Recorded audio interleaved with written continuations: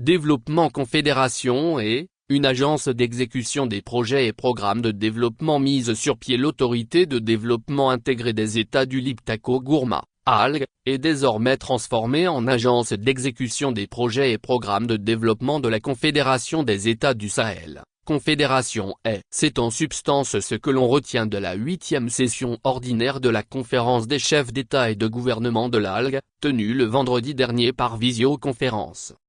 L'essor 14 juillet 2025-10, 05 14 juillet 2025, 11, 32 7.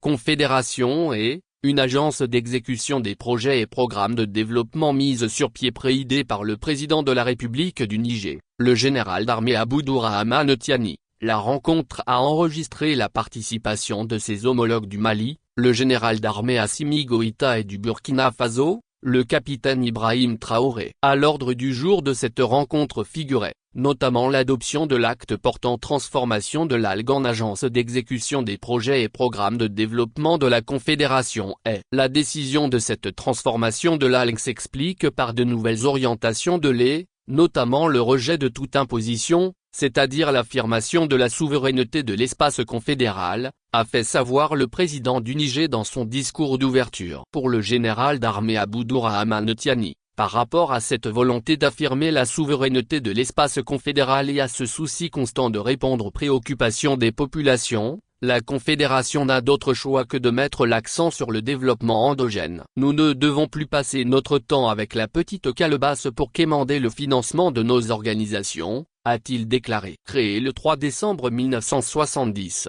l'ALG a su entreprendre et réaliser des projets de coopération transfrontalière visant le développement local de la région du Liptako-Gourma, a souligné, de son côté, le président de la transition du Mali, par ailleurs préside de la Confédération est. Cela, dans plusieurs domaines, notamment l'agriculture, l'élevage, l'environnement, l'énergie, les télécommunications, les mines, les infrastructures routières et sociales de base. Avec ses 55 ans d'existence, notre organisation commune s'est montrée résiliente et a produit des résultats tangibles, s'est félicité le général d'armée Assimi Goïta.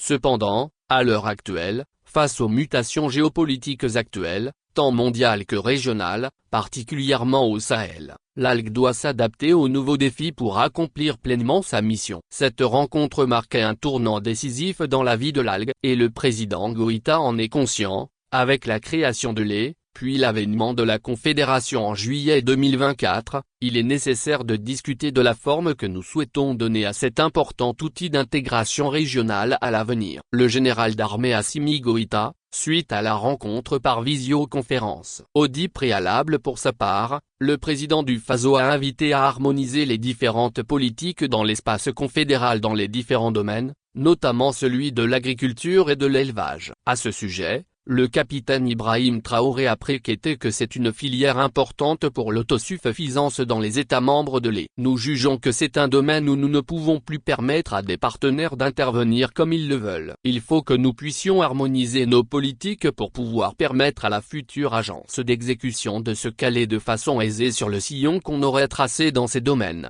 a-t-il insisté.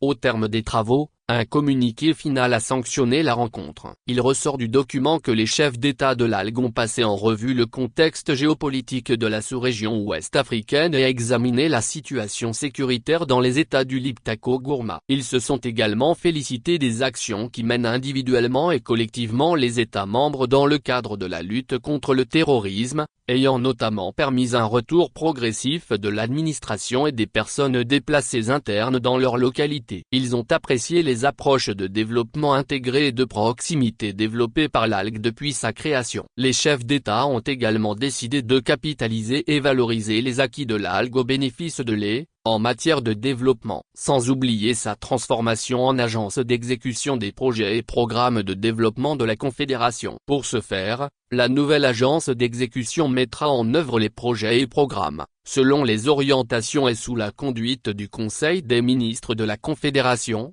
précise le communiqué final.